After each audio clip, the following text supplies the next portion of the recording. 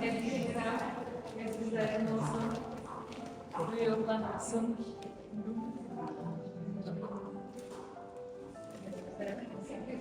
Tebrik ediyorum.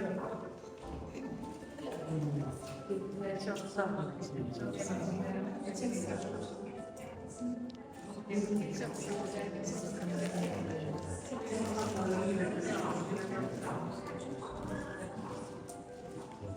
Çok güzel. Mucize falanız. Çok sağ olun.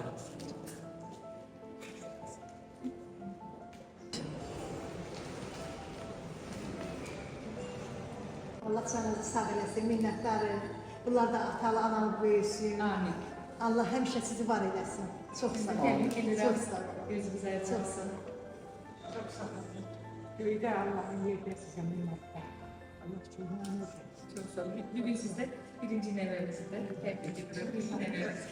Gözünüze açılsın. Hürmetli kardeşler, size bizi sevindirdiniz, size özlerine minnettarımızı bildiririz. İlk nəvəşində bizim sevincimizin həddi hüdudu yoxdur. Ona görə sizlərə dərin minnettarımızı bildiririz. Tebrik ederim. İnşallah hamımız amcamın toyunda oynayacağız. İnşallah. Tebrik ederim. Çok sağ olun, minnettar.